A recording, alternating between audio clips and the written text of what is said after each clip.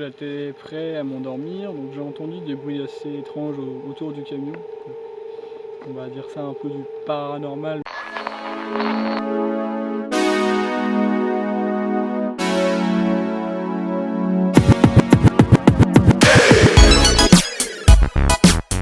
Écoutez bien l'histoire que je vais vous conter, tout droit sortie des contes populaires.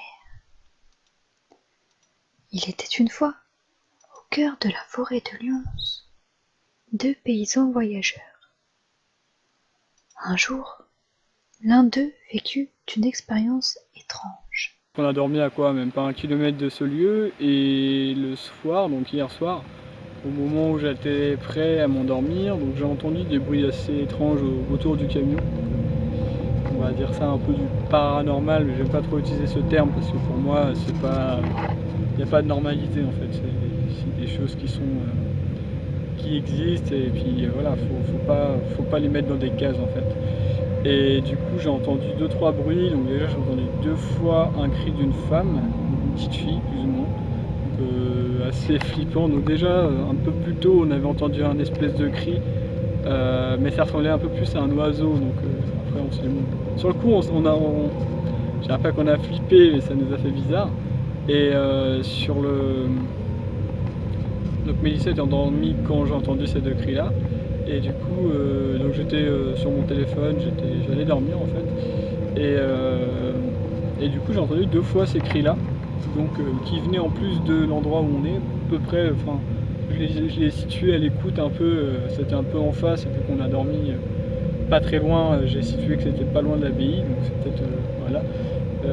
Donc ça c'était un peu bizarre, et on avait une planche, elle fait un bruit assez, enfin une planche de contreplaqué, donc ça fait un bruit assez spécifique si tu veux quand elle claque par terre.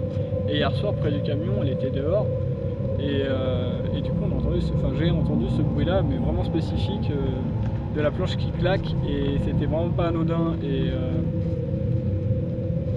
voilà, après est-ce que c'était, je sais pas trop ce que c'était, mais en tout cas ça m'a, j'aurais pas fait flipper, mais j'étais pas, voilà, je me suis dit, ouais c'est chaud quand même. Après forcément en plein milieu d'une forêt t'entends des bruits comme ça, tout de suite t'as l'idée de choses un peu mauvaises ou quoi, mais je me suis dit voilà, c'est pas grave, faut pas avoir peur, et c'est les choses qui sont comme ça, faut juste en être conscient et pas avoir peur en fait, tout simplement. Sa compagne donna également son point de vue.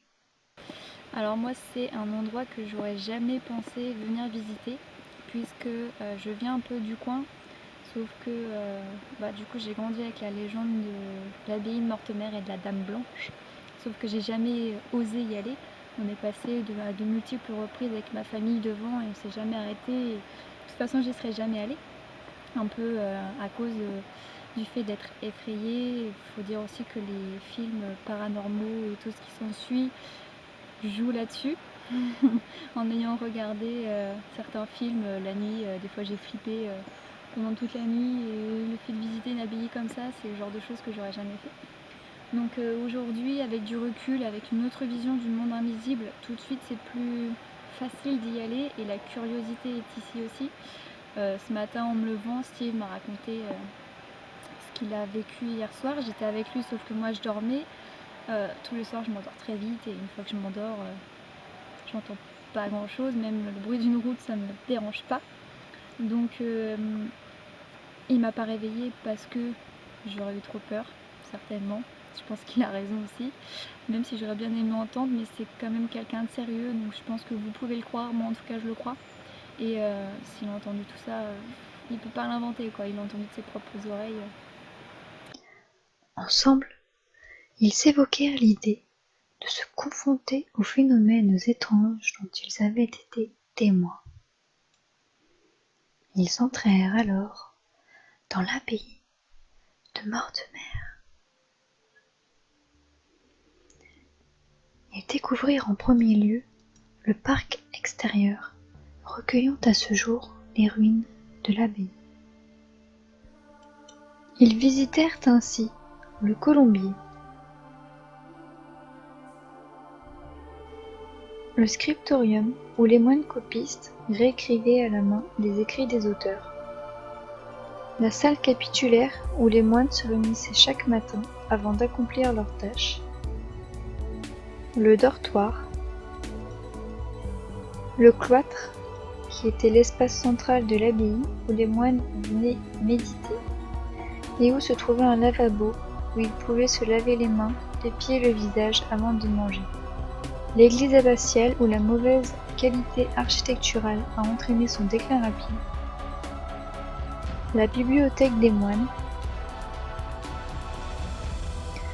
La salle de travail des moines, qui servait à diverses tâches comme la copie des livres, ou le travail de certaines matières comme les tissus ou le cuir. Puis, ils rencontrèrent un marionnettiste leur exposant son avis sur la façon dont la nation préserve ses monuments historiques. Il nous a raconté que la plupart des ruines en fait sont noircies. Au moment où ils ont commencé à vouloir conserver les ruines, ils mettaient un espèce de mélange en fait qui servait soi-disant à conserver. Au final, ça n'a pas servi à grand chose. En Lituanie, il nous a dit que les châteaux ou les monuments comme ça étaient protégés par des toitures au-dessus parce que la plupart des bâtiments ils avaient un toit avant et maintenant vu que c'est des ruines, la pierre n'est pas faite pour être en contact avec tout ce qui est extérieur, donc le vent, l'eau, le gel, enfin tout ce qui est extérieur. Et avec l'érosion, ça s'effrite. Donc en fait, il nous a expliqué que les pierres de parement, qui sont les pierres qu'on voit à l'extérieur, ont été faites pour contrer le temps, un peu comme nos murs à nous dans nos maisons. Et le fait que l'abbaye soit tombée en ruine et que les pierres d'intérieur, donc ça c'est ce qui composait l'intérieur, et ça en fait c'est pas fait pour résister aux intempéries. Et le monsieur en fait déplorait que en France ce soit interdit de protéger les lieux parce que il faut que ça reste authentique. Sauf que on perd l'authenticité puisque le lieu s'abîme.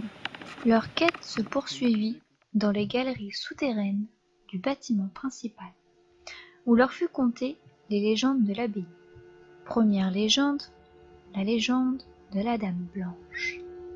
Mathilde Lempresse, fille d'Henri Ier et fille de la nuit, dont on raconte une tradition maudite à son sujet. En effet, elle condamne à une mort certaine ceux l'ayant vue 2 fois. On raconte aussi que l'on peut voir son ombre dans les ruines de l'abbaye par les nuits de pleine lune. Une autre légende explique que si on l'aperçoit avec des gants blancs, elle apporte une bonne nouvelle.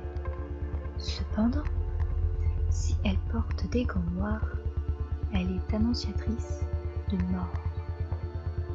Deuxième légende, la légende de la Garache, de la femme louve, raconte que certaines femmes ensorcelées se transforment en louves les soirs de pleine lune.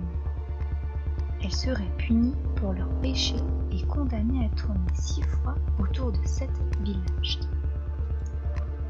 Roger Saboureau attesta d'ailleurs avoir tué une louve de grande taille un soir de pleine lune dans la forêt de Mons, dont il eut grande frayeur. Il attesta, en rentrant le lendemain, avoir retrouvé sa femme sans vie, tuée de la même manière dont il avait tué la louve. Cette légende est récente et date de 1884. La légende du chat gobelin de Mortemer est un chat seulement en apparence puisqu'en réalité c'est un lutin.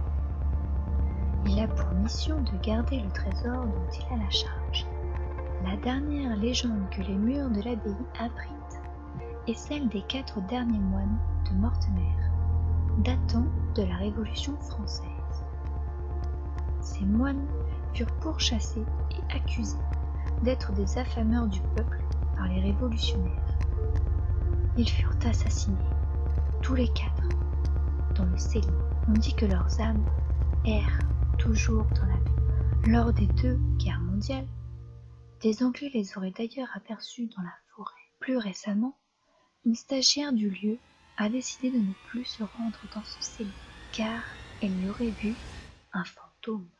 Maintenant que vous connaissez les légendes de l'abbaye de Mortemer, libre à vous d'y croire ou non, mais prenez garde tout de même au soir de pleine lune.